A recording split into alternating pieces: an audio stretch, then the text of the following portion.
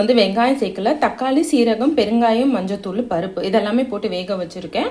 இப்போ வந்து வெண்டைக்காய் அலசிட்டு கட் பண்ணி எடுத்து வச்சுருக்கேன். சின்ன வெங்காயம் போட்டு தான் தாளிக்க போகிறோம். வாங்க தாளிச்சிடலாம். ஃபஸ்ட்டு கடுகு போட்டுக்கலாம். இப்போ கடுகு பொரிஞ்சிருச்சு. இது கூட காஞ்ச மிளகாய் சேர்த்துக்கலாம். நான் வேக வைக்கும் போதும் கொஞ்சம் வந்து பச்சை மிளகாய் ரெண்டு சேர்த்தேன். தாளிக்கும் போது 2 காஞ்ச மிளகாய் சேர்க்குறேன். அப்புறம் வந்து வேக வைக்கும் போது 1 ஸ்பூன் குழம்பு மிளகாத்தூளும் அந்த குக்கர்லேயே போட்டுட்டேன். இப்போ வந்து இது கூட கொஞ்சமாக வெங்காயம் சேர்த்துக்கலாம்.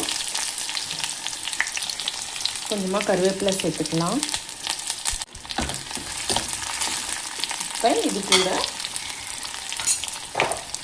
அலசி கட் பண்ணி வச்ச வெண்டைக்காயும் சேர்த்துக்கலாம்.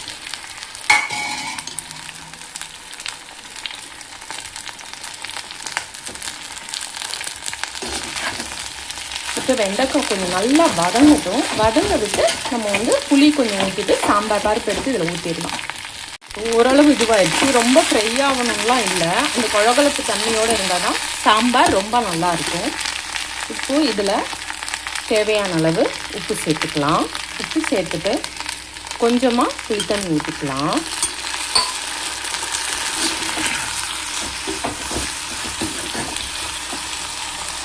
ரொம்ப வந்து நீங்கள் ஆயிலில் வதக்க வேணாம். இப்போ வேக வச்ச பருப்பில் தண்ணி சேர்த்துட்டு அதை தூக்கி அது உள்ளே ஊற்ற வேண்டியது தான்.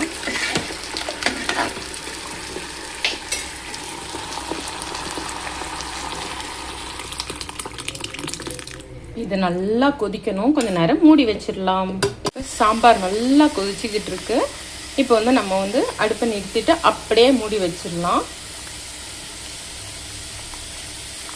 அடுப்பை விட்டு இறக்குனதுக்கு அப்புறமும் சாம்பார் எப்படி கொதிச்சுக்கிட்டு இருக்கு பாருங்க. அதனால தான் மண் சட்டியில் வந்து அப்படியே அந்த சூடுலேயே கொஞ்சம் இதுவாக இருந்தாலும் நல்லாவே வெந்துடும். அவ்வளோதான், மூடி வச்சு